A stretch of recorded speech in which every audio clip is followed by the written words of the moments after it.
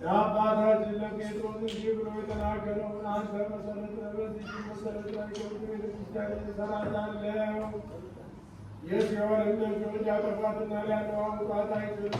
አንተ መንግሥተ ሰማያት መክፈቻ እሰጥሃለሁ። በምድር ያሰረው በሰማይ የታሰረ ይሆን ዘንድ፣ በምድር የፈታው በሰማይ የተፈታ ይሆን ዘንድ። ወንዶችም ሴቶችም ባሮች ሁሉ በየስማቸው የተፈቱ ነፃም የወጡ ይሁኑ።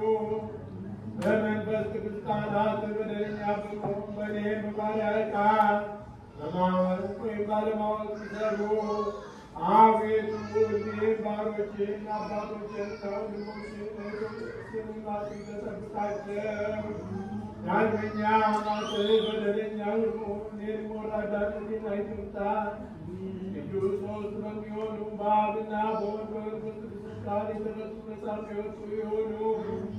አንተ በደለኛ ብንሆን በእኔ በባሪያህ ቃል ማሪ ይቅር ባይ ሰውን የምትወድ አምላካችን እግዚአብሔር ሆይ የዓለሙን ኃጢአት የምታርቅ የወንዶቹንና የሴቶቹን ባሮችህን እሳቸውን ተቀበል። የዘላለም ድህነት የሚሆን ብርሃንን ግለጽላቸው። አቤቱ ኃጢአታቸውንም ሁሉ ይቅር በላቸው። ሰውን የምትወድ አንተ ነህና። ይቅር ባይ አምላካችን እግዚአብሔር ሆይ መዓትህ የራቀ መዓትህም የበዛ እውነተኛም የምትሆን የእኔን ኃጢአቴን አስተሰርይልኝ። ወንዶችንና ሴቶችንም ባሮችህን ሁሉ ከበደል ከመርገም ሁሉ አድናቸው።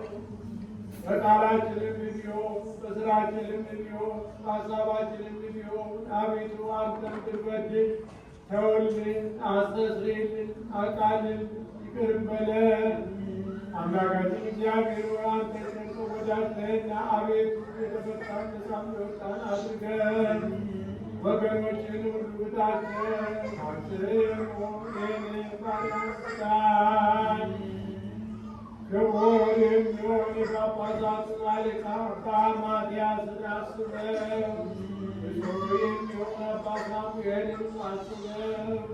አምላካችን ሆይ ለብዙ ዘመናት ለረጅም ወራት በእውነትና በሰላም በከበረች ጠብቅልን።